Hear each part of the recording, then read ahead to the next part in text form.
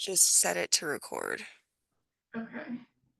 I'm gonna share the slide deck and make sure everything is working well. And then I'll just have to save the transcript before we end the meeting. So I'll keep that tab up. Let's have it at the top.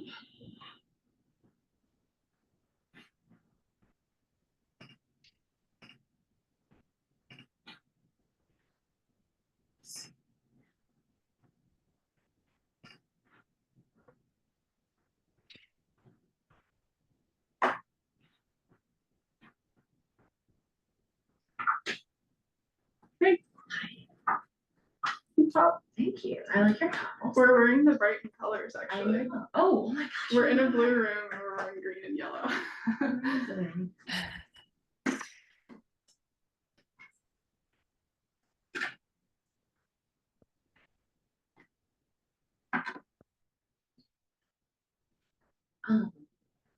Were you good with me? Or I read like part of your message. I was like trying to rush in here. I'll take notes. And then do you need me to share the Mentimeter code like when the time comes? Or I'm sorry, the link. Yeah. Yeah, so this is the shared version in the SharePoint, and on that slide there's in the notes the link. Okay. Awesome.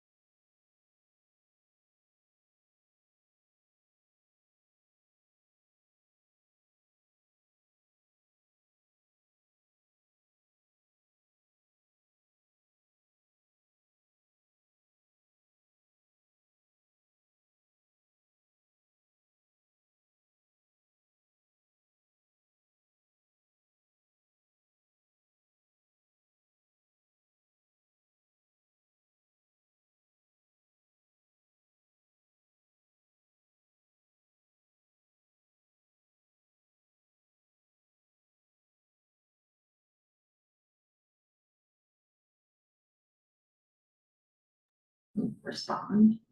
So that might be more. Yeah, I know David with Bike Brighton said he was coming, but he hadn't RSVP'd when I looked yesterday.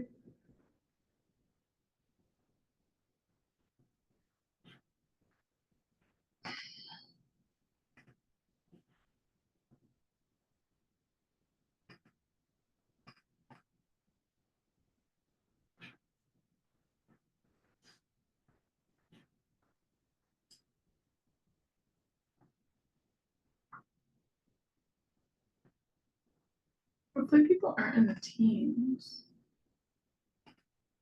I think I've been a Teams link. There's a join meeting option.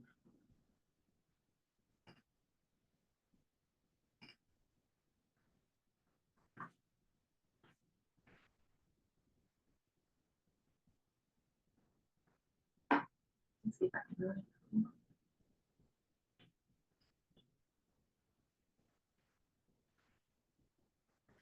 If you were joining the Teams meeting, I think I would be getting someone started the meeting. But I don't see that option in mine. Okay. Let's do this.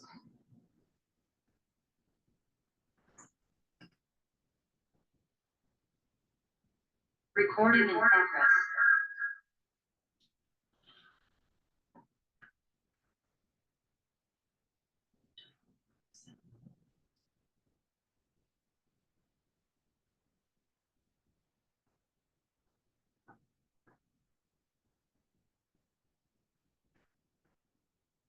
It looks like 2 attendees have their hands raised. I see like 13 people in the meeting. Greg and John both have their hands raised. So I don't know if there's an issue with being able to hear or participate or something.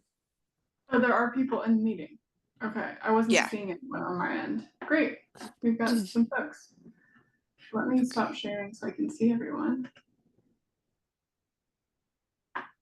Oh, 13 participants. Okay, so it's because hello everyone. Thank you for joining. We were worried that you accidentally joined a Teams link, but you're all here. So thank you all so much for joining the first steering committee meeting of the Brighton Core City Circulation Plan.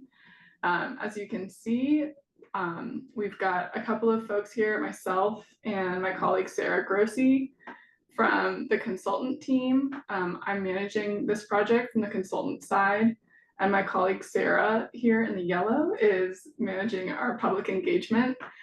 And then on DRCOG's end, we've got Brittany Compton, who's leading the project from their side.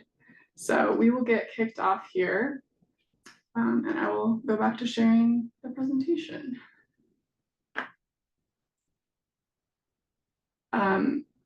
Do they all have the opportunity to go off mute, Brittany, just in case they need to? I'm double checking with Cam. I see that there's like a thing to allow to talk, and I don't like that. Yeah, they should be able So to voluntarily. yeah, so I'm checking with Cam to see if he can help us, but he may have gone to lunch. Let me see here. All right, folks, just a moment.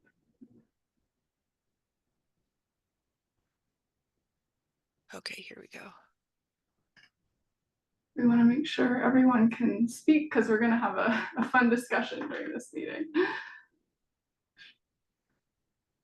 These.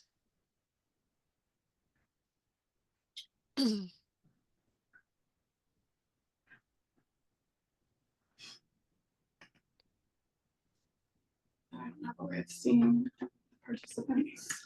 I'll just join on my end and then I can. Yeah. All right. Well, while we get those technical issues resolved, oh, we've got someone in the chat. Okay, yeah, I added the chat function, but I'm trying to make it so that people can talk when they have feedback. So sorry, Okay. everyone. Thanks for your patience all, and thanks for joining on your lunch hour. We're excited to get this kicked off. I'll just go ahead and get started. So as I said, I'm Annie Rice with Tool Design from the consultant side leading the project.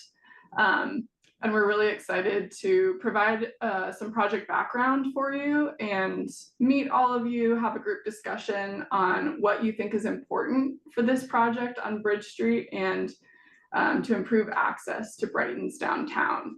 So our agenda today, we'll go through a round of introductions. So hopefully by that point, everyone can come off mute and show their faces. We will, as I said, provide a project background. We'll discuss our community engagement strategy. We want to save the bulk of our time today for a group discussion so that we can hear from you all on what you think is great about Bridge Street today and could be improved about Bridge Street. We'll then go into some study area challenges and opportunities that we'd like to highlight and wrap up with some action items and next steps. So hopefully on this side, everyone will have the capability to unmute. Do you see that, Brittany? Are people able Maybe to if see I it? just allow, oh, here we go. I can allow Oh, everyone to talk, I see But I but I people have to popping go up now. through it That is a individually. good thing. So you are muted automatically, but you are allowing everyone to talk. So everyone should be Oh, awesome. I just saw allowed to Andrew go off mute. talk now. All I know right, it's thanks easier for to have bearing that with on us, me. everyone. Yeah, sorry, And everyone. thanks, Brittany, for helping on your end. So we've got a quick icebreaker for everyone. It looks like we've got about 15 people on the call, so let's keep it somewhat quick. But it'd be great if everyone could say their name, their organization, and where is your favorite place to visit or spend time in Brighton. So I'll start. I'm Annie Rice with Tool Design. And my favorite place to visit or spend time so far is Founders Plaza downtown.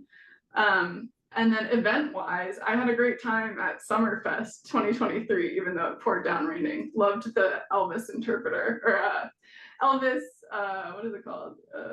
Impersonator, impersonator at that event.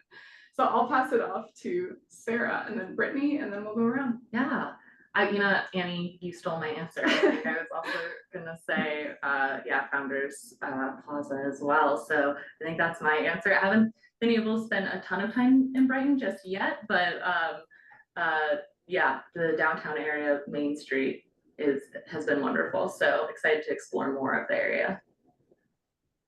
Brittany? Yeah, so again, Brittany Compton with DRCOG. I'm a multimodal planner over there. I'll be honest, I have not spent a whole lot of time in Brighton. But I did go through the downtown and there's like a little local coffee shop that I got coffee at, and I was the downtown area was really cute. So that was kind of fun to see. Thanks. Andrew? Yeah, hi, can you hear me? Yep. Okay, yeah, I'm Andrew Sword. I'm the executive director for Brighton Shares the Harvest. It's a local nonprofit here. And my favorite place currently is Bromley Farm. Just walking around, looking at the dirt, honestly. Just spending time outdoors, love it. Let's go to David McWilliams. Annie, I don't know if you can hear me. Can you hear me? Yep, good to hear your voice again. You know, I enjoy my time on the trails around Brighton. That's probably my favorite place to be. Since I'm in the Bike Brighton committee, we're about ready to on Saturday. We're doing our first full moon ride, so getting excited about that. But that's probably my favorite place in Brighton. See you there. Deb Bristol. Yes, this is Deb Bristol, the Executive Director of the Brighton Housing Authority. My favorite place in Brighton is walking around Carmichael Park on my lunch break. Love it. Thanks for being here. Emma?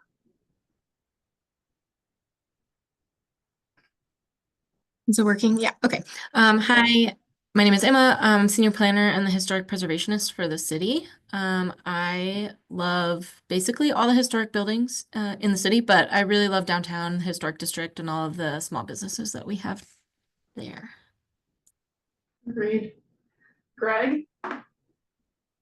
Yes, good afternoon, everyone. Greg Labrie with the Public Works Department.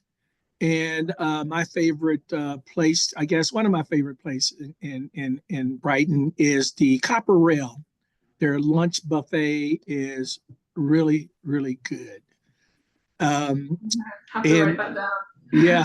Yeah, well, you know, it's kind of an old school thing, a pizza buffet with the salad bar, the whole deal. You don't see that too often, and I really enjoy it. And then the event that you know, I guess that I've became fond of being a public works employee is our trash bash that we do twice a year, where we allow the citizens of Brighton to come out and really just take all their large major items and have a place to dump it and trash it, and we take care of it. But it's called Trash Bash. It's free to the general public, and something that I think a service that I'm glad to be part of. That sounds awesome. Jean? Yeah, hi, thank you. My name is Jean Shreve, and I'm a consultant working on strategic transportation initiatives for the city's Public Works Department. And my favorite place in Brighton has always been downtown. So thank you. Thanks for joining. And Greg and Jean are both part of our project management team for this project. So I should have said that at the beginning, but thank you both for being here. Jessica? Hi, I'm Jessica Fiddler. I'm the executive director of a nonprofit in Brighton called Almost Home. And my favorite place in Brighton, gosh, I was going to say the baseball fields until Greg brought up Copper Rail. And I cook there a lot for my family. So that is one of my favorite places as well. Another endorsement. Definitely going to have to check that out. John Gardocki? Sorry if I said that wrong. Yep, that's right. John Radaki with CDOT Region 1. I've only been to Brighton once, and that was for a visit to the city building, so I'll have to come back. Awesome. Thank you for joining today. It looks like we've got a note taker from Jonna, so I'm not sure if that's a human. If you are, feel free to speak up. Let's go to Megan. Hello, I'm Megan Shabout. I'm the president of the Brighton Japanese American Association. We actually have a city park dedicated to the BJAA on 12th and Pike Street. So that is definitely our organization's favorite place in Brighton. Awesome. Thanks for joining. I'm glad we were able to reach you and have you join the steering committee. Natalie. Close with RTD service development. I don't get to go out to Brighton too often. So jokingly, I have to say when I come out, my favorite place is coming to City Hall for meetings of all sides. But no, I like the downtown and also the Armory, the performance, the art center. Yeah, it's a great spot. All right, I think we've covered everyone. There's one phone number unnamed. So if I'm missing you, feel free to come off mute. But again, thank you all so much for taking some time today to join. We consider you to be community experts on Bridge Street and Brighton, and really wanted you to be involved in this process. So without further ado, we have actually 3 more priming questions, and some of you may be familiar with Mentimeter, but we wanted to get a sense of how often you all travel Bridge Street, how you travel Bridge Street. If those questions aren't applicable, that's okay, but we have a Mentimeter poll that will be going back to a few times during this presentation, during our open discussion. So if you haven't done this before, you can just go to menti.com on your phone or your laptop and enter the code above, or you can click the link that I believe Sarah just placed in the chat, or you can scan the QR code. So I'll give everyone just a moment before I pull up our voting exercise. Let's go away so you all can join.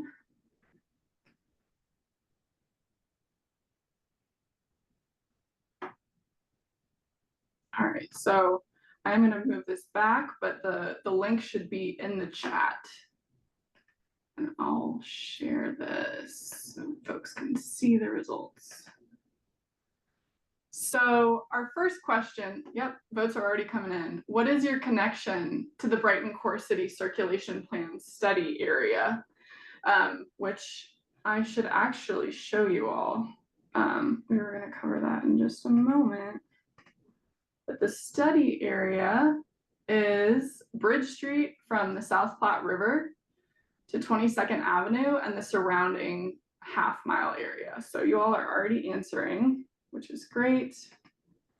And so it looks like most people visit destinations along Bridge Street. Some people regularly travel and commute along Bridge Street, and then several of you work along the corridor or very close to it. So that's great. We've got a nice representation here. Our next question is how often you travel along Bridge between Veterans Park and 22nd Avenue.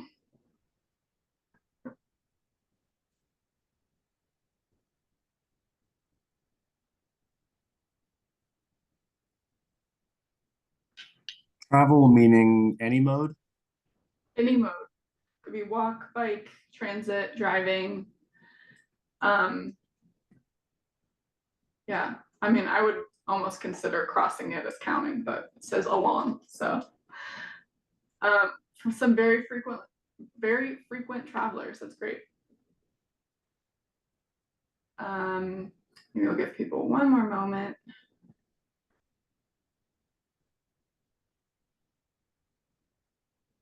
Okay, and then our last survey question before we kick it off is, how do you typically travel along Bridge Street? So you can select multiple answers here. But curious, the most frequent modes.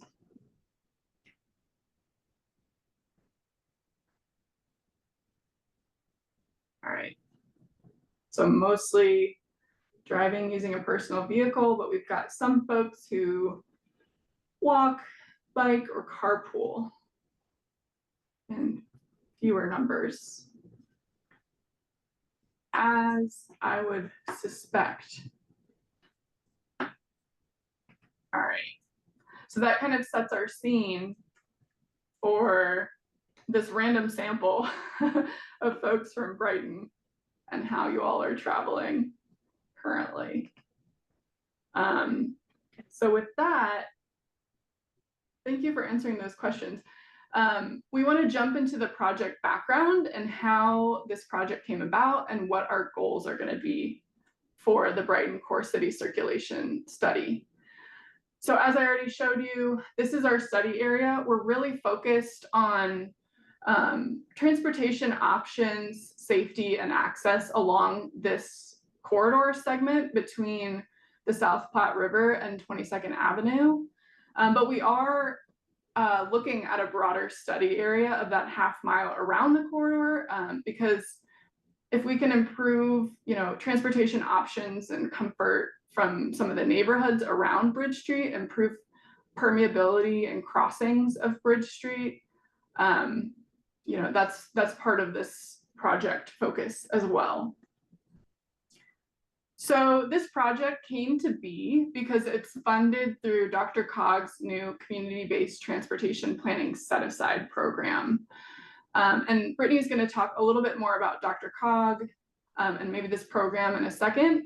But DRCOG really identified Bridge Street as a key corridor to fund improvements along because it's part of DRCOG's high injury network and the Taking Action on Regional Vision Zero plan. So these corridors represent corridors with high crash frequency and severity and are really a key focus for the MPO, the planning organization. And this technical assistance program and grant program focuses on addressing mobility challenges for historically marginalized communities in the region. And we'll dive a little bit more into that in a moment, but I want to give Brittany a chance to talk about DRCOG. Yeah, a lot of people are like, Doctor Who, and we have to explain a little bit more. Not a lot of people know who DRCOG is. So that stands for the Denver Regional Council of Governments. So we aren't technically federal government. We're not technically local government. We're sort of like this quasi-governmental middle ground. And what we do is we work with local cities and counties in Colorado in kind of like the growing areas of Colorado, I should say, that are becoming more suburban or urban.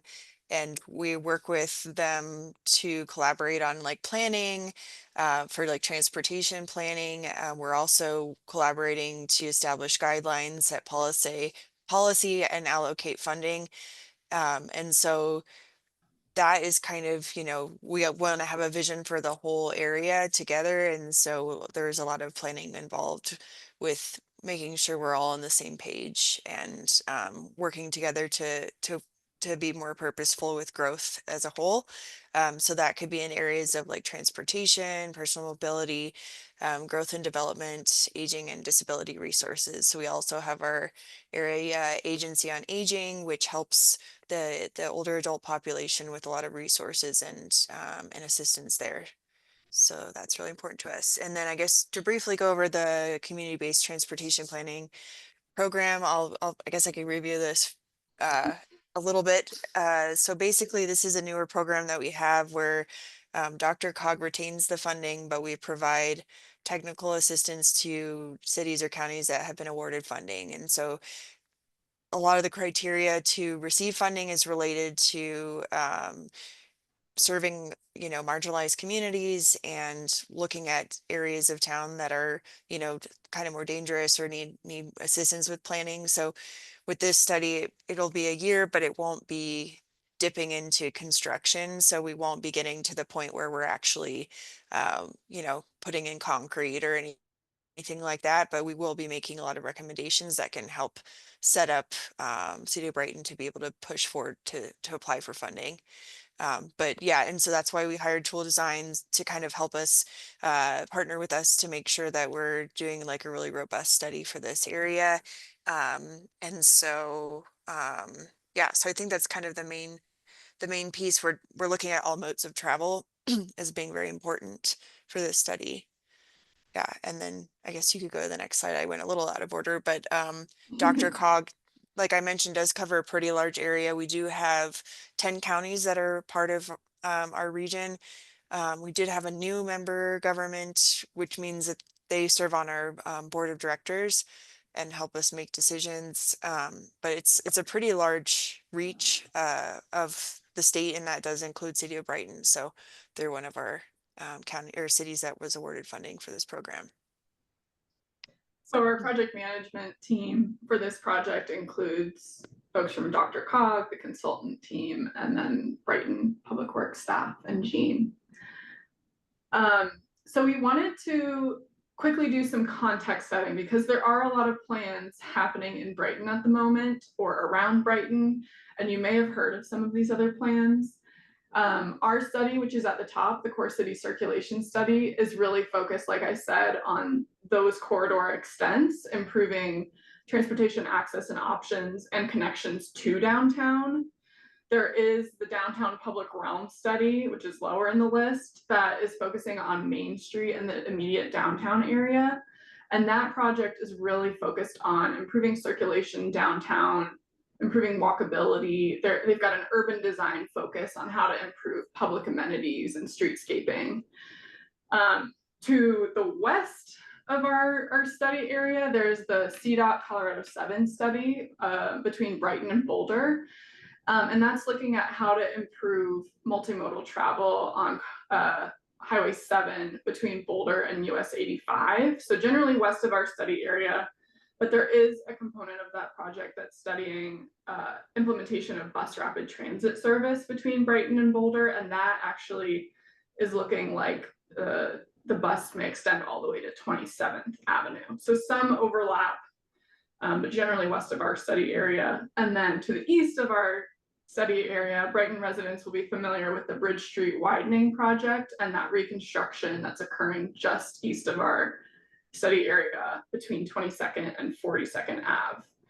And then there is another project to beautify the roundabouts, improve landscaping, urban design, and drainage. So we'll be kind of looking at it from the vantage point of how do we improve pedestrian walkways and bicycle access through the roundabouts and improve safety. But that project is really focused on the urban design aspect, entering Brighton.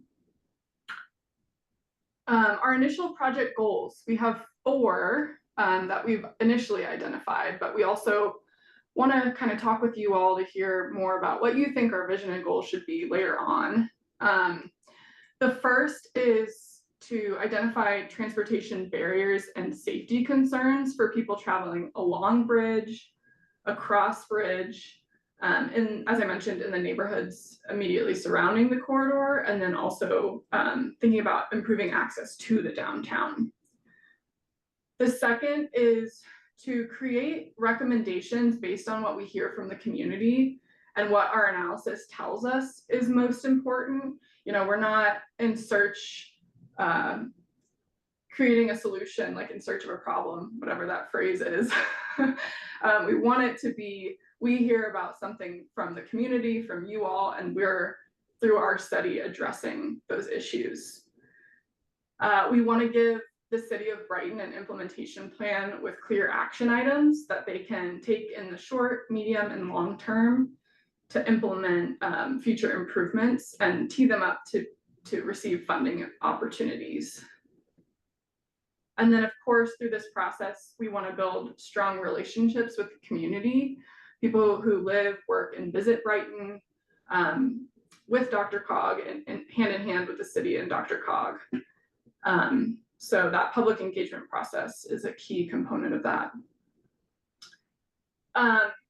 I mentioned earlier that the grant, that Brighton received the grant partially because of the concentration of historically underrepresented groups. This map here is showing DRCOG's equity index, which is kind of a combined score based on the concentration of historically underrepresented groups.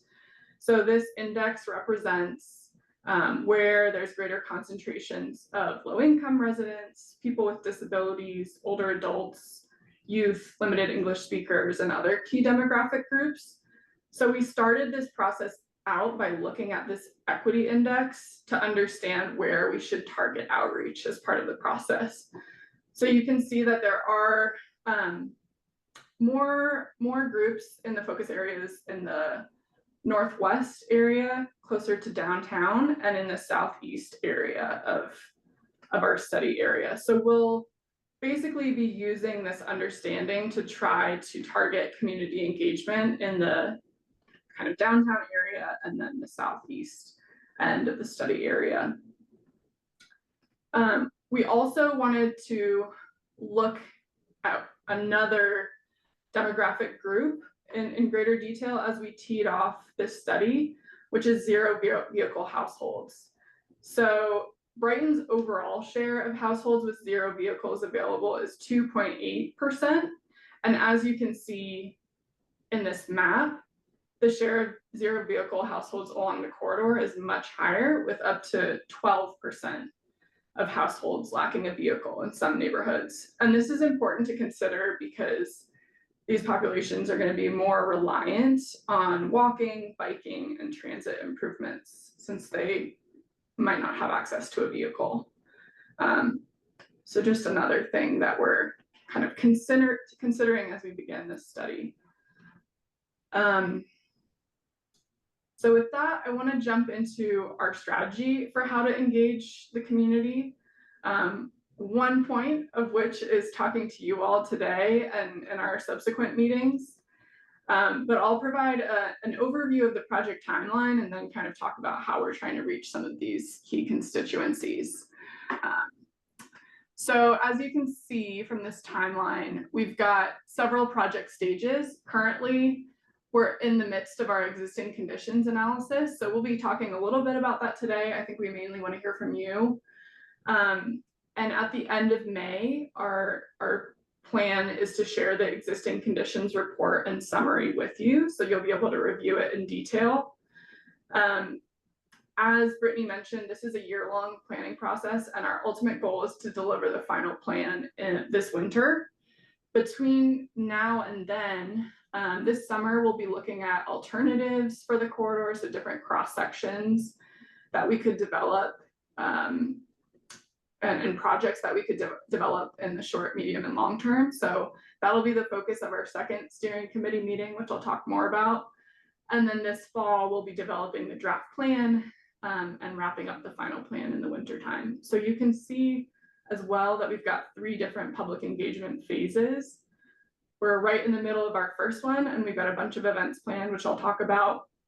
The second phase will really be focused on engaging with the public about how they feel about our draft alternatives and projects. So we've got a lot of different events planned this summer as well. And then in the fall, we'll be coming back with the draft plan and trying to understand how the public feels about it, whether there's support. We really, as I mentioned, want it to be a community supported plan so that it doesn't just sit on a shelf and there's really energy behind it.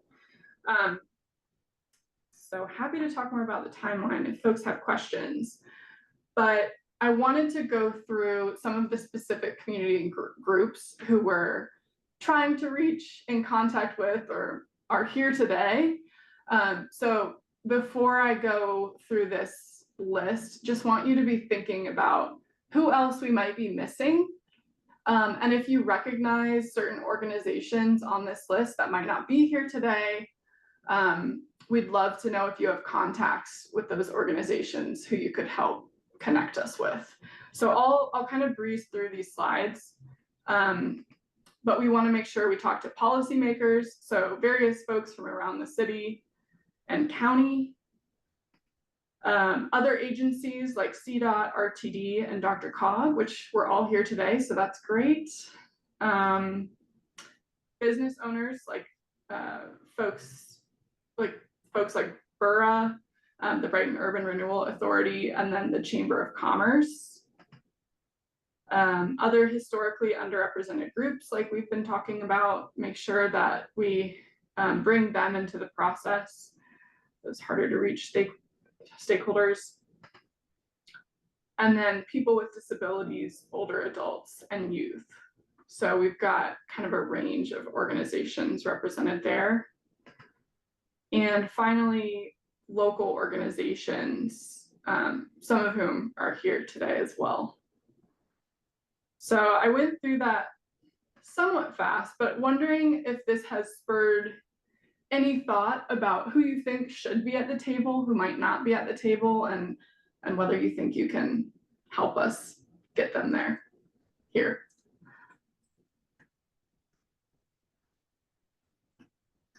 I'm happy to go back to any of those slides.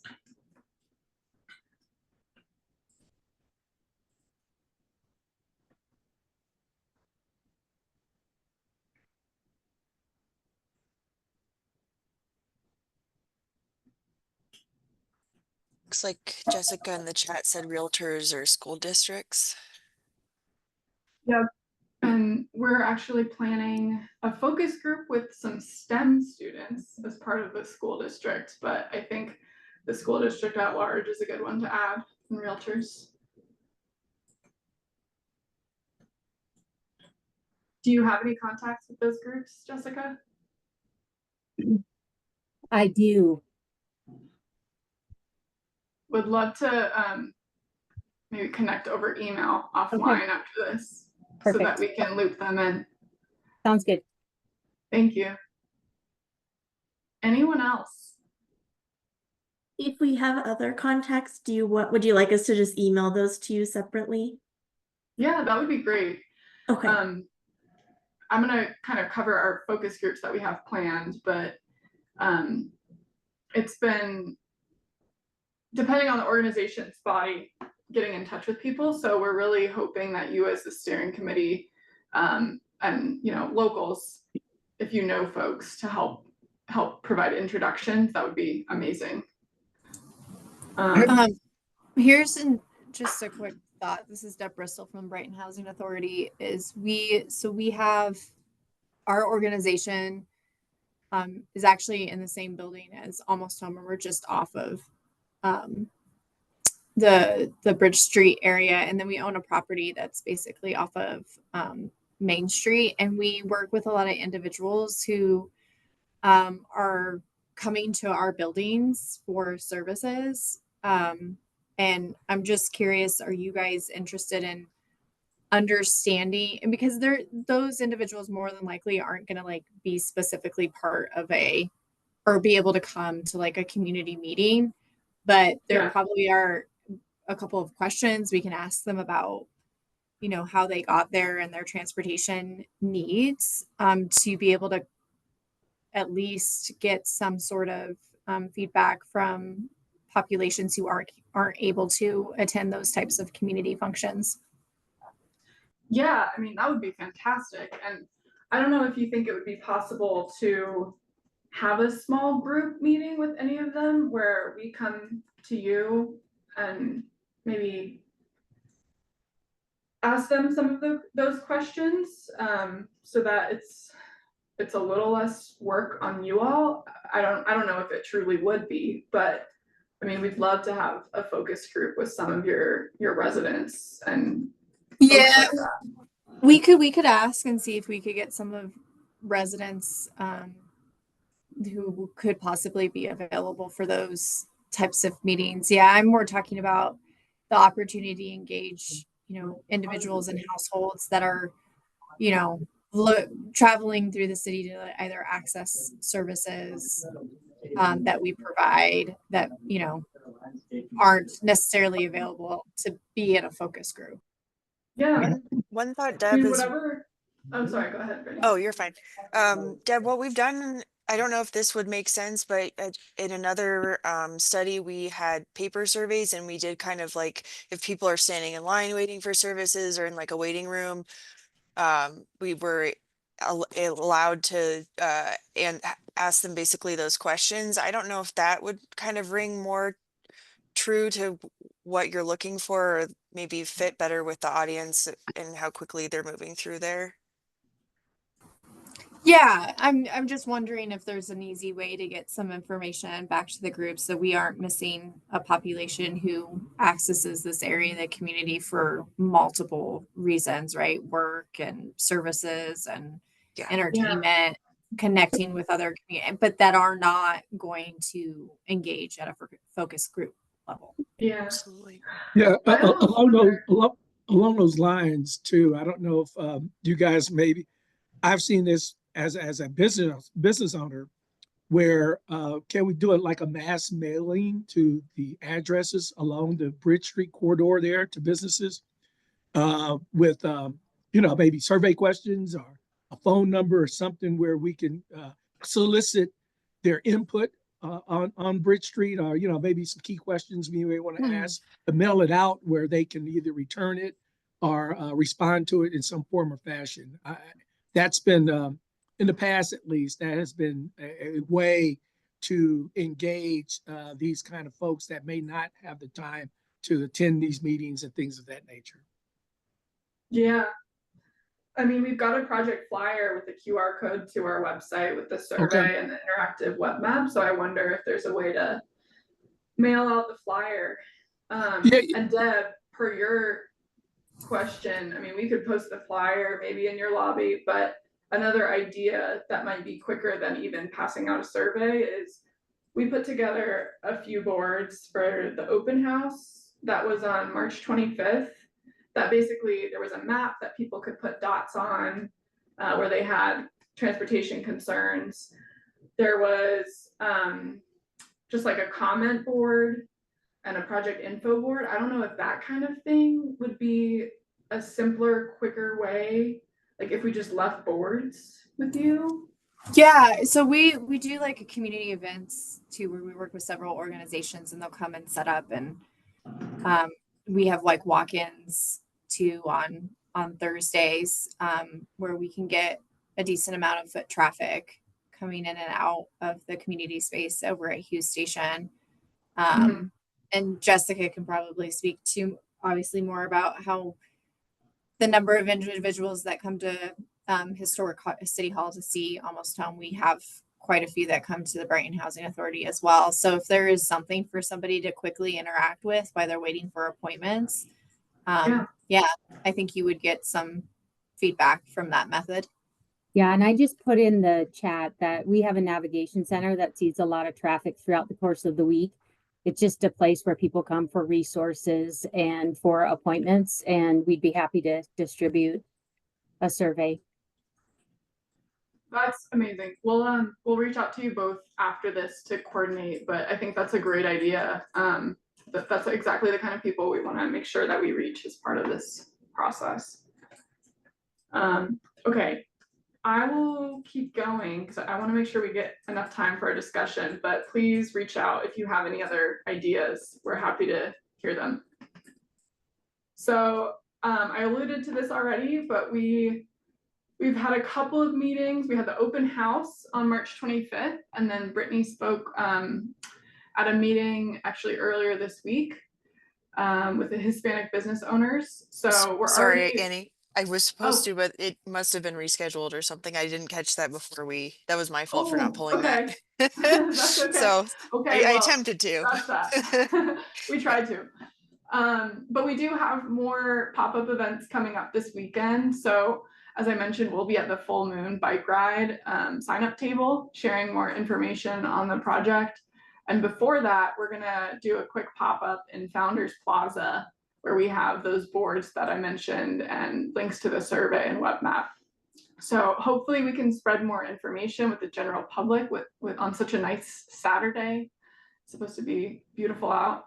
And then we've got more presentations and meetings coming up with the Downtown Partnership Committee, the Brighton Rotary Club. I mentioned that STEM students focus group, and we'll also be talking to Bike Brighton. So if you have more ideas for places that it makes sense for us to be and spread information about the project, please let us know.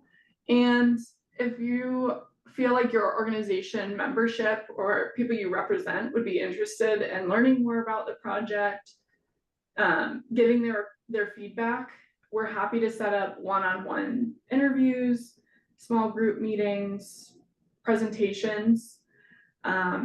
So please continue to think about this during the presentation and reach out after, because we want to make sure that this plan is representative of the community and we're talking to all sorts of people during this process. All right, so now for the fun part. We want to ask you about your experience traveling along Bridge Street and in the study area. So we've got some open-ended questions, and please feel comfortable coming off mute and talking. We want to leave space for everyone to speak up. So our first question is, what do you like about traveling along Bridge Street today?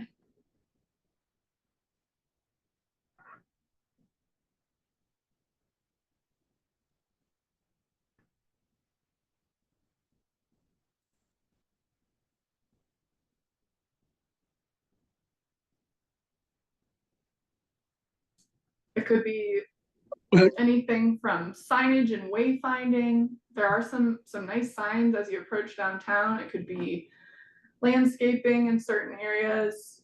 It could be maybe elements of the new project east of 22nd. But we want to make sure we talk about what's working well. I guess I started off, I like having the access to the many different type of businesses that are along Bridge Street. You know, I think you can find almost, you know, from grocery stores to fast food, gas stations. So almost anything you would need on a daily basis is there. You know, car maintenance facilities, things like that. So that's what I like about Bridge Street, is being able to have access to a very diverse group of businesses. I would say that the roundabouts are convenient.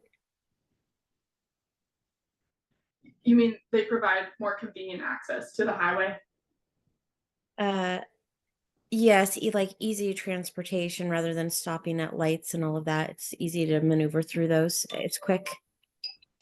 Okay, that's awesome.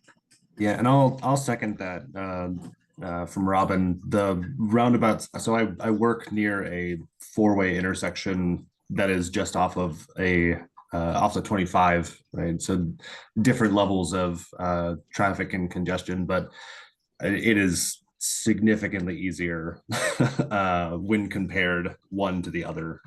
Those roundabouts are great. All right, we're getting some competing takes from what we heard during the open house and from the web map. It seems like some people like them and some people, I think there was at least one comment, we wish this was a traffic signal. So well, I'll do you one better. I actually like the train horns that go through town. I wish there were more. Okay, David, I heard you come off mute. I thought.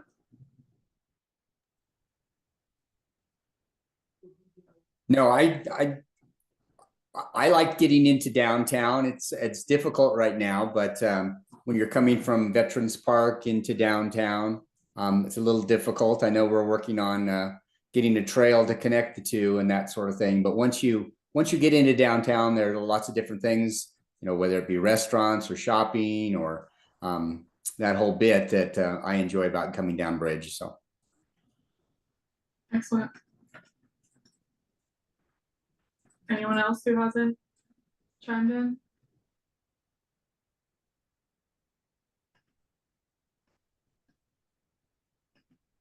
All right, well, hopefully there'll be more conversation on this next slide. What do you think could be better about traveling along Bridge Street today?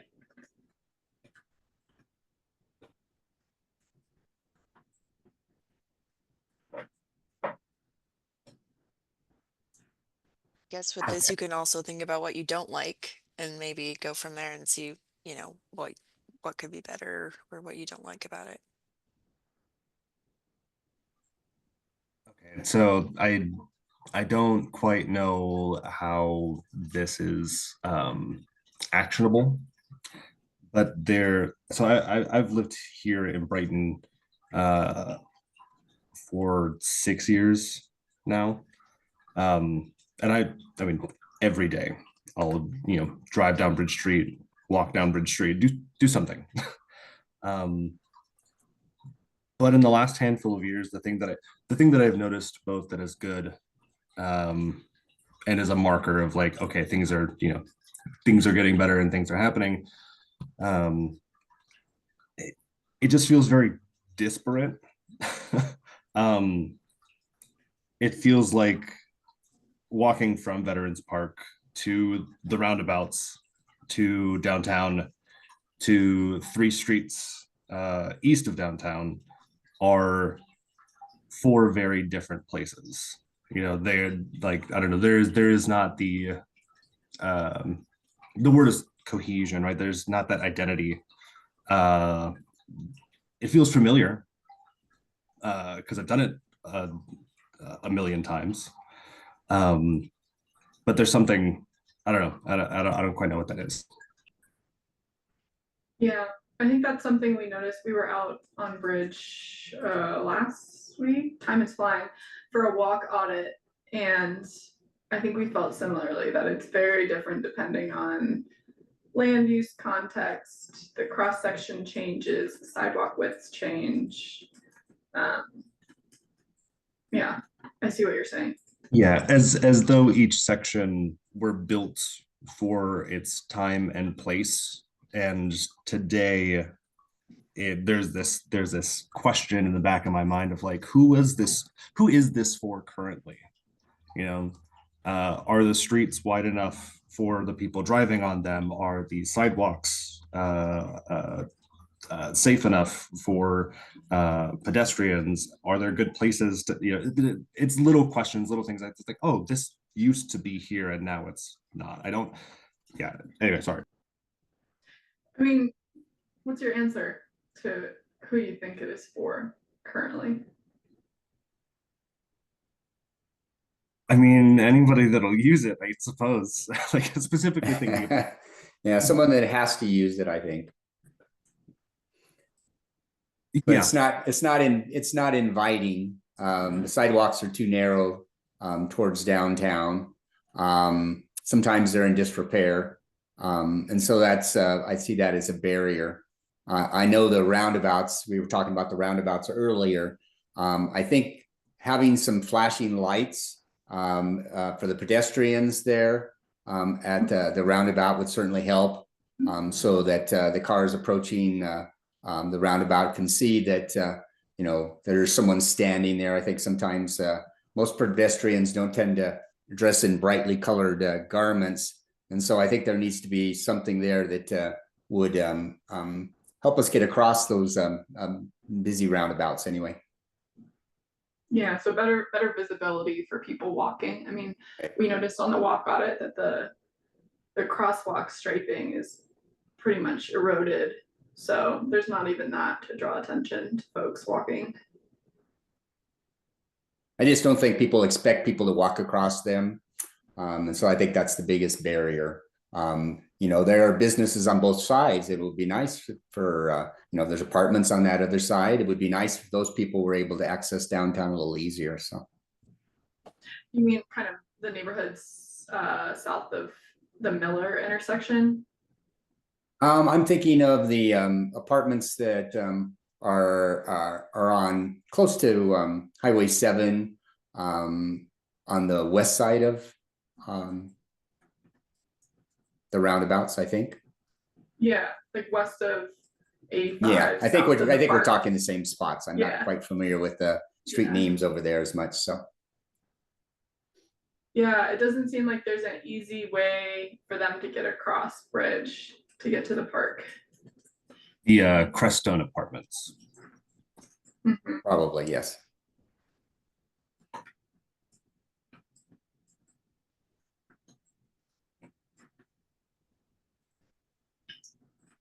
All right, be visionary, everyone. Think of what would make it the most beautiful corridor that you would want to spend time on, that you wouldn't travel along because you had to. I think definitely wider sidewalks. So you feel like there's a little bit of separation between the street and that type of thing. Yeah, definitely that. It's just that feeling of kind of being up against traffic, so close to drivers. Yeah, and some of the intersections feel really like pedestrians really need to be paying attention to what traffic is doing.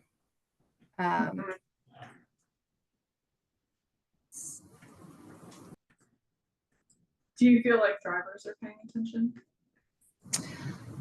Yeah, I think they're paying attention, but I don't think people are very like I don't think Bridge is viewed as like an area where you need to necessarily be mindful of pedestrians, because maybe it's not as it doesn't feel like that type of area.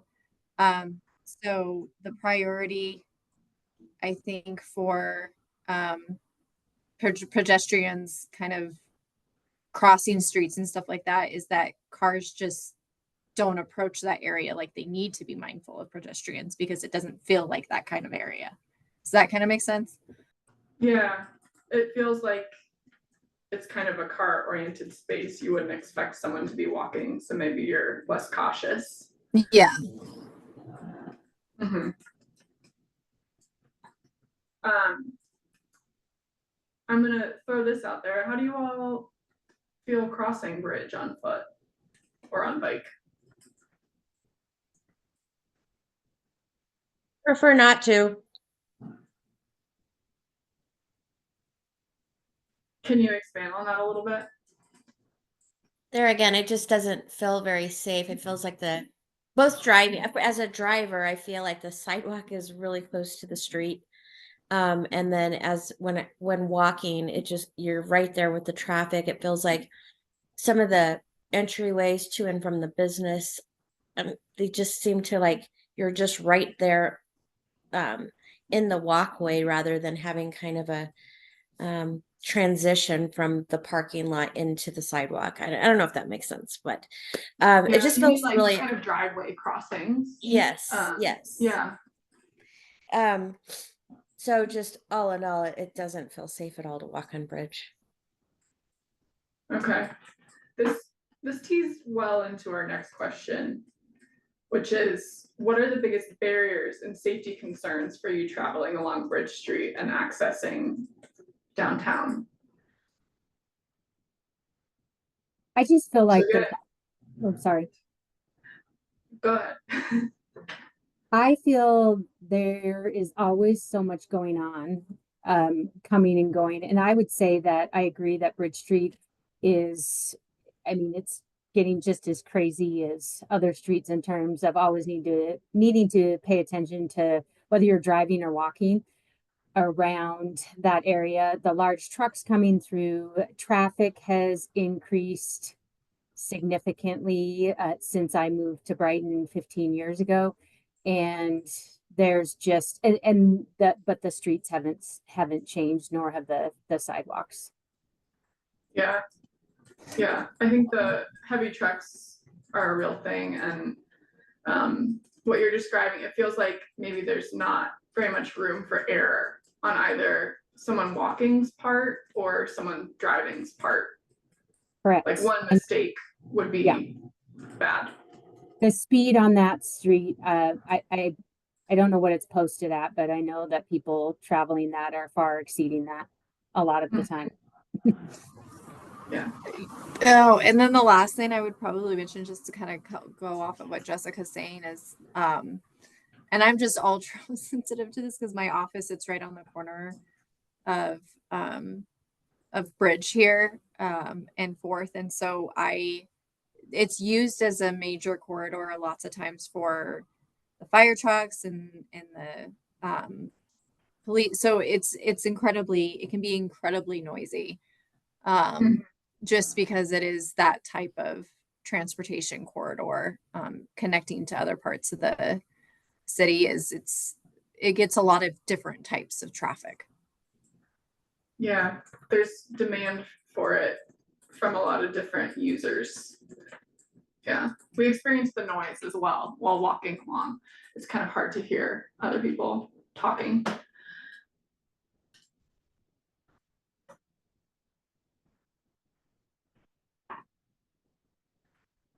How about anyone else? Are there particular hotspots that you feel more uncomfortable or unsafe than others? I would say for me, it's when I'm heading west and I'm about to enter the roundabout, when it's, 4:30, 4:30 to 6 o'clock or so. That is an exercise in Frogger, if you're familiar with that old video game. Yeah. Used to play it on Game Boy. And that's just because people are just really, speeding onto 85 and like the ramps, you feel. Yeah, and just that crossing those. there's just not a whole lot of space or room to go anywhere should, someone, travel into your lane, or, there's just, it just feels really crowded. Mm-hmm.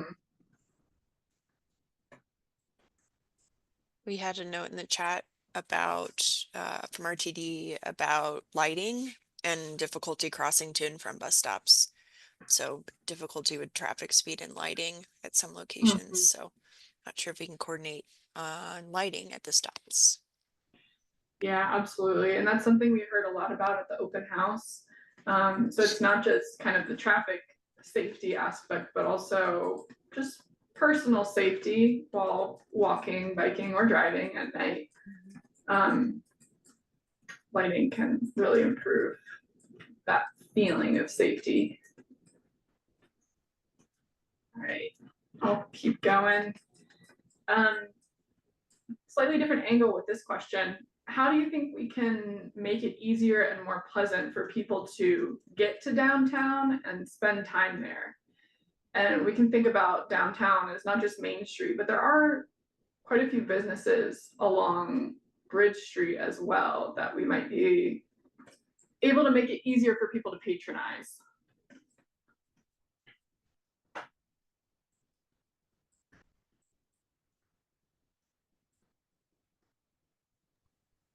I think they've done a nice job with Founders Plaza. What I'd like to see downtown a little bit more is a few more flowers and things that make it more pleasant and less urban-like there.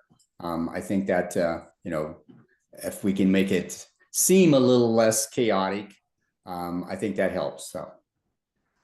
Yeah, I think landscaping is a big one. And we also heard a lot about trees and shade, and that Bridge Street can feel kind of, depending on whether it's hot or cold, you just feel kind of exposed.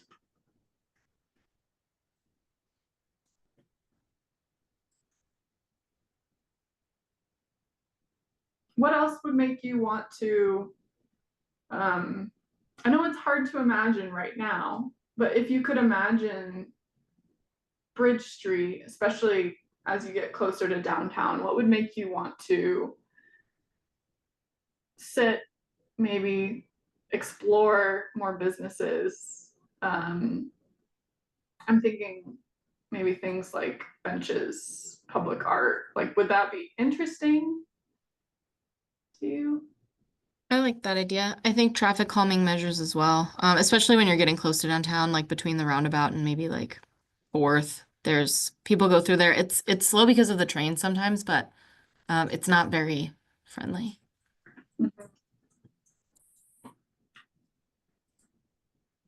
Yeah, I think traffic calming, we've kind of seen the raised pedestrian crossings on Main Street and how they've worked well, and having more more elements, maybe like curb extensions or pedestrian refuge islands crossing the street. I mean, that's pleasant for someone crossing the street, but it also can encourage people to kind of drive slower as they're passing those crossings.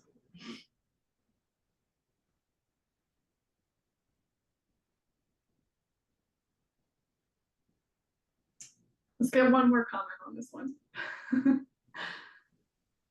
Well, this doesn't necessarily relate to Bridge Street, but go ahead.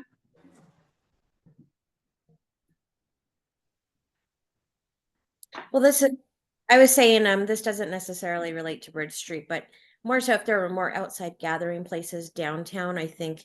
So you're walking to a destination, but at that destination having more outside gathering space. But I don't think that works for Bridge Street to have outside gathering space on Bridge. But I think that you know where your destination is to have that type of opportunity, which I don't think a lot of people walk to downtown because that's one of the reasons. Yeah, carving out more spaces for people to stop and gather or meet a friend. I think that makes sense. And we'll talk more about this maybe when we talk about challenges and opportunities, but there could be creative ways that we could think about some of those areas. And things like, you know, gateways to show that you're actually entering downtown. And maybe you should drive a little bit differently as you get closer to Main Street, just recognizing that there might be more people out and about. So totally open to those kinds of creative ideas. Okay, we're getting close. Let's make this one a fast one. When you think about the neighborhoods in our study area, what kinds of things do you think this study could do to improve access from those neighborhoods to Bridge, to downtown?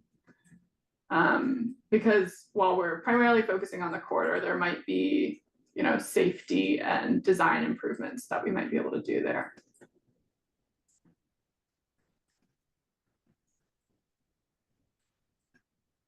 Yeah, I think definitely, let's see if I think definitely the sidewalks, either wider sidewalks or the quality of sidewalks need to be improved. I think that would help the travel from this part of the city into downtown, would make it a lot easier, and vice versa, going into those neighborhoods from downtown, that would improve that also. But I would suggest taking a look at the sidewalks and see what improvements we can make there. Mm-hmm. Mm-hmm. I think especially creating some key paths from neighborhoods so that people have a comfortable route to get downtown. Because Brighton, I think sometimes people, this is what we heard during the open house, is like people drive downtown because even though might be a short walk, they just don't feel comfortable crossing Bridge, walking along Bridge, or the sidewalks aren't wide enough for them to think that that's an interesting or comfortable walk. And so I think that there's definitely things we could do there.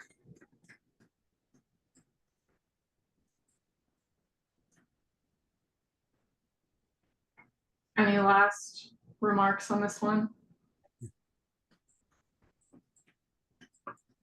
I put it in the chat, just when you're considering crosswalks, raised crosswalks, or any other traffic mitigation, keep the transit in mind, because some transit might not be able to operate depending on the features.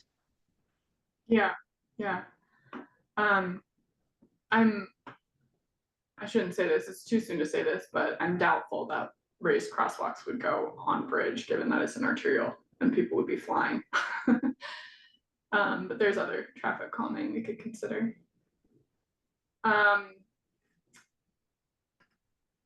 Okay, last open-ended question, and then we're gonna get back to a couple fun Menti ones. What do you hope comes out of this study? Like, what do you think our goals should be for this plan?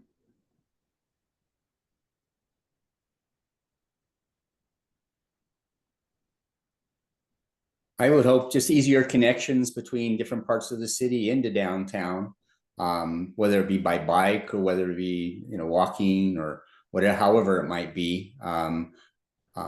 Just I'm hoping that's what will happen from this. So. Mm-hmm. More connectivity.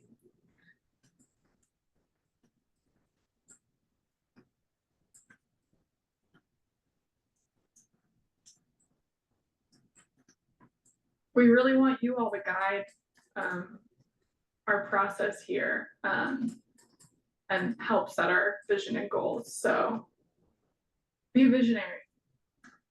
Natalie left a comment saying allowing for greater access to transit and the overall network connections to and from pedestrian walkways and bikeways. That's a good Yes, one. I've been on this for, I don't know, 14 years, in my 15th year with City of Brighton. And I think from our end, we would love to have a better overall transit network possibility that then does connect to, you know, pedestrian ways, trails, bikeways, and so forth, but also allows for potential fixed routes to be more present. I know Brighton is working on the microtransit. We'll have to see what comes of it and how things work. It's a bit of a challenge in Brighton when it comes to transit. A lot of people want to go from a lot of places to a lot of places, and it's not so much people wanting to go just along one corridor. But I hope that in the future, especially as Brighton is looking at 27th and Bridge as a potential hub, we can look at this big picture and for the corridor along Bridgeton, consider what are the other opportunities when it comes to these other modes. Yeah, absolutely. And we're trying to coordinate with all these different transit planning efforts so that we make sure that this study kind of facilitates the movement of buses more reliable and frankly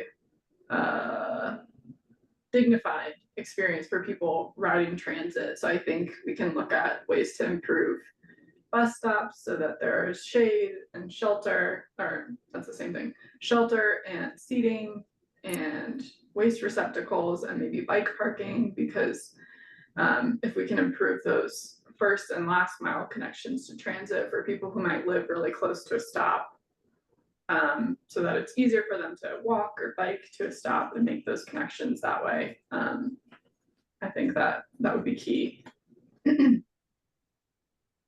Whitney, this is Jean. Can you hear me? Yeah. So I just wanted to throw something out there, kind of based on our walking tour that you alluded to earlier. I was wondering what the steering committee thinks about parking along the entire corridor. So when you go past these strip malls, and you see this more on a more frequent basis than maybe many of us, do you think there's an awful lot of parking out there? And the reason I ask that kind of goes back to the question about needing the space to be able to potentially or conceptually think about widening sidewalks and putting some space between the traveling cars and bikes and pedestrians. And so that's why I kind of asked the question is, what's your observations about parking along Bridge Street in all the strip malls and things like that? Is there not enough? Is there too much?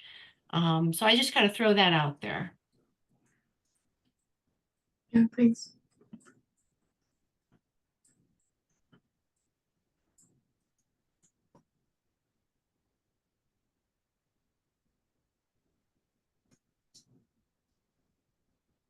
Maybe we should do like a raise hands. Do you think there's too much? Is there a way to raise hands in this? Yeah, people should be able to in the bottom center of of the little panel, there's a raise hand button that you can hit. Are there thumbs, like thumbs up and thumbs down? Not on a phone though. Okay. Unless, yeah. I mean, I think if you had the video up, but if you just are calling in, you wouldn't be able to. Or just feel free to come off mute if people have strong feelings on parking. We'd love to hear what you all think.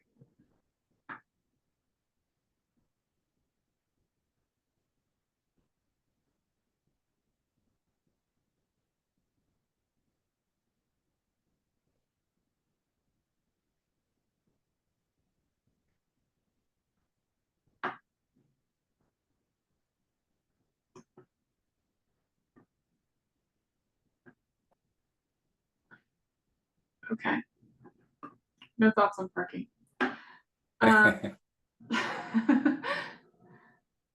David, do you have a thought? You know, the more parking you put down there, the more traffic you're going to get into that area. And you know, from the conversation we're having here, it sounds like there's too much traffic down there now. And so I would prefer to have some place just maybe near downtown where we could get out of our cars. I don't think more traffic downtown necessarily is the way to go. Mm-hmm. Yeah, I think that the downtown public realm study might have done, I might be speaking out of turn, but I thought that they did some sort of parking occupancy analysis, and at least downtown, it seems like there's a decent amount of parking. It's just maybe folks have to walk a little bit further. Yeah, we did. Sorry, go ahead. Go ahead, Emma. For that, our area of study didn't include the south of the pavilions, but including that, there's 1,000-ish, and not including that, there's 700-ish. So Okay. yeah, in downtown, only. So not necessarily along Bridge, but yeah, there's more than 700. Yeah. But along Bridge, I think Jane's point is well taken that parking, it does impact the way that the built environment feels and how interesting a walk might be. Like if you're walking by strip malls fronted by parking, there's not really those storefronts to be able to look into and window shop as you walk there. In terms of transportation, it can make the street feel wider when there's not a building frontage right there. And so it can actually affect speeds of traffic on Bridge Street. And as David alluded to, the more parking there is and the more free and convenient parking there is, the more incentivized people are to drive. And then I forget who said this in regard to the plaza space or public gathering space along Bridge. With redevelopment, with this project, there might be opportunities to create those kinds of gathering spaces if we are creative about the space that is there, which I think if we looked at an aerial map of parking on Bridge, we would see there's quite a bit of space for that kind of thing. Okay, well, thank you all for contributing to the group discussion. We have just, I think, a couple more questions. So if you can reopen the same Mentimeter poll link, we have just a couple more survey questions. We wanted to summarize our conversation that we just had by getting a sense of people's priorities for what we should do as part of this study. So like I said, we're in existing conditions now, but this is a survey question on our public survey, and we want to get these answers especially from you so that it guides our next phase of the process.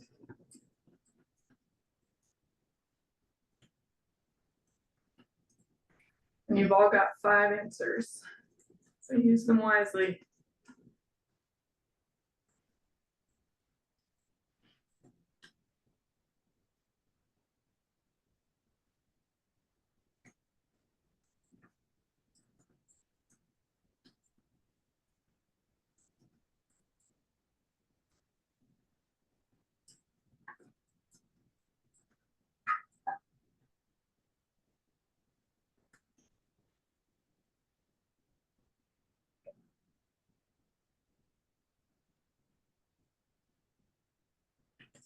A lot of people saying safety, comfortable and convenient street crossings, vibrant street life. Also up there, traffic calming and safer speeds, access to businesses and destinations.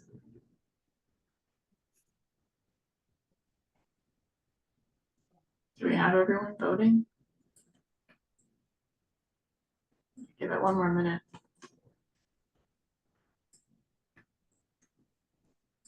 So people had to drop off Okay. meetings, so. Okay. Well, this is all super helpful. And I think safety is definitely a key consideration of this study that we'll talk about more on our next slide. Actually, we have one more question. All right, so as I mentioned, we'd love for you all to help us establish our vision and goals for this project. So again, I'm going to ask you to be creative and imaginative. If you could imagine the most ideal future Bridge Street, what are the 3 adjectives that you would use to describe it?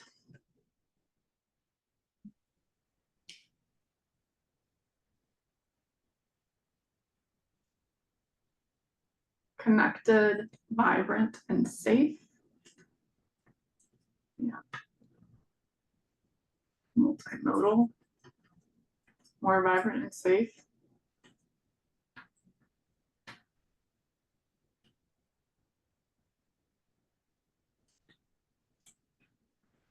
More vibrant and safe. Accessible, yeah, that's definitely important.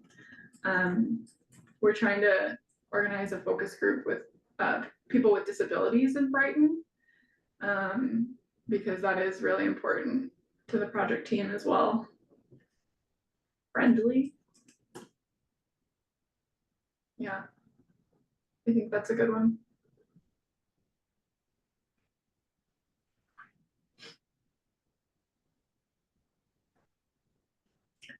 Practical. I don't know if whoever submitted that would be willing to expand, but I'd be curious what practical means to you. Efficient. Yes, I would own up to it.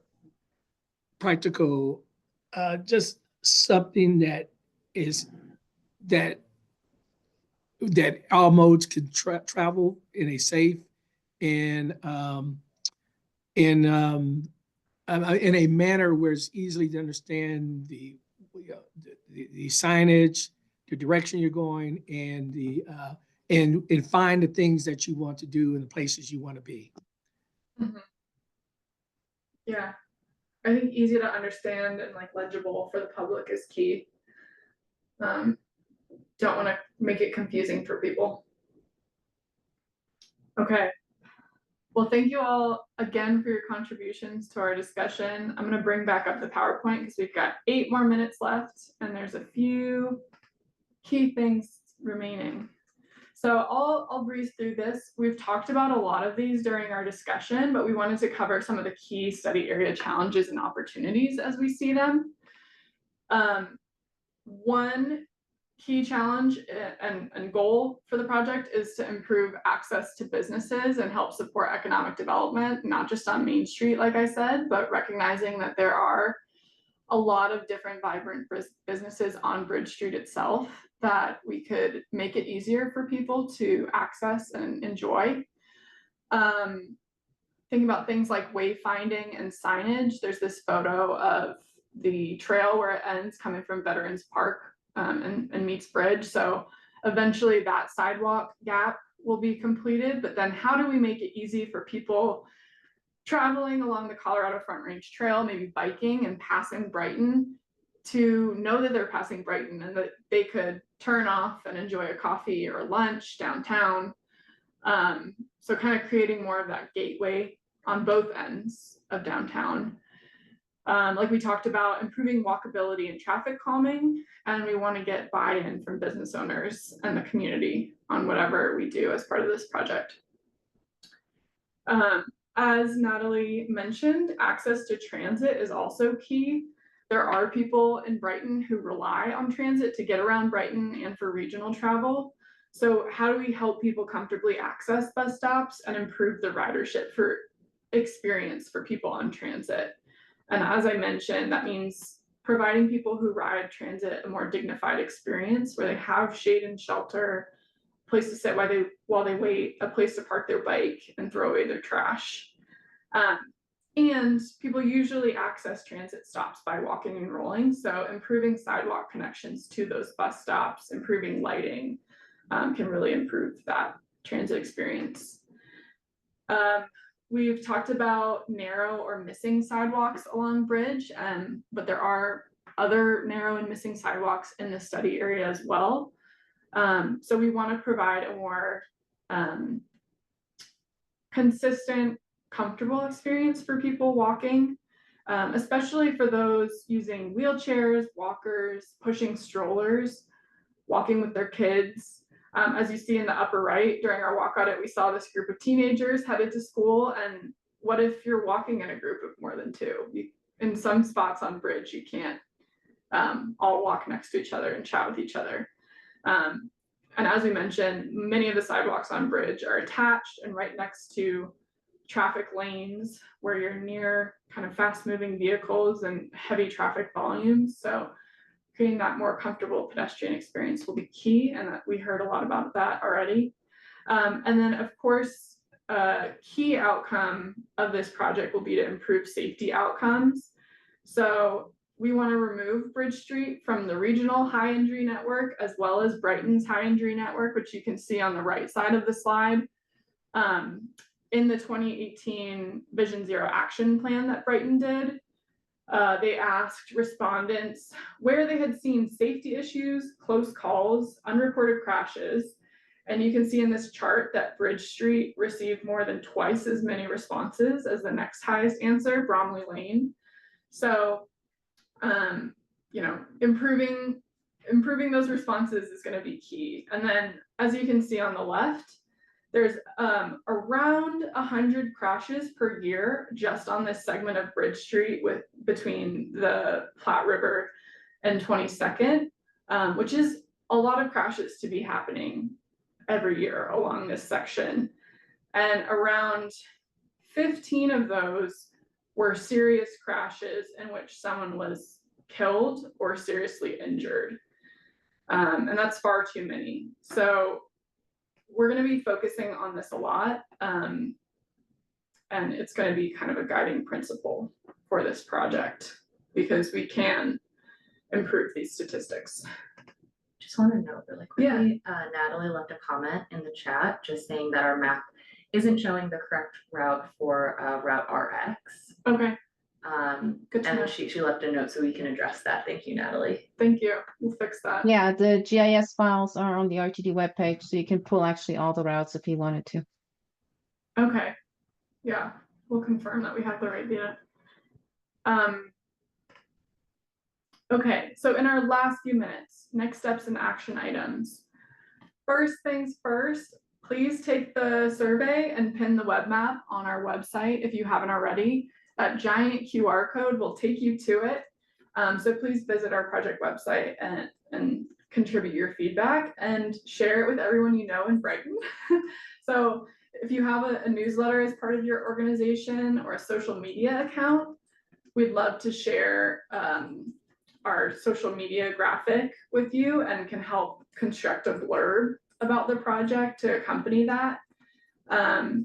But we'd really appreciate your help getting the word out on our survey and web map and getting more responses, because the more responses we have, the more representative it'll be. And we really want the public's responses to guide what we do as part of this.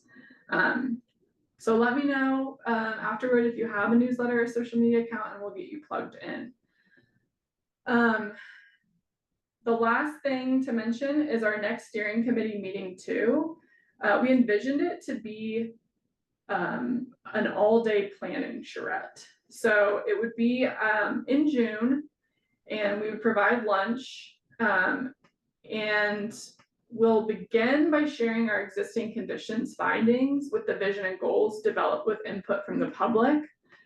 We're going to hand in hand with you all develop evaluation criteria to understand how well our alternatives for the project achieve our goals.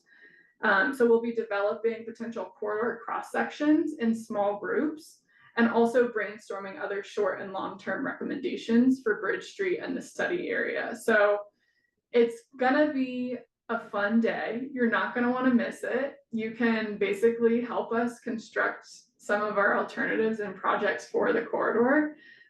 So it's a pretty big opportunity, but it is a time commitment. And like I said, we envision this being an all-day charrette. So hope that you all can make that and fit it into your schedule. And when we start scheduling that meeting, we can kind of coordinate to you all to see how feasible that would be. But we're really hoping that we can all collaboratively do this together. So that is it from me. But if you have any questions, we've got another minute for me to answer them. Otherwise, you can shoot me or Brittany an email.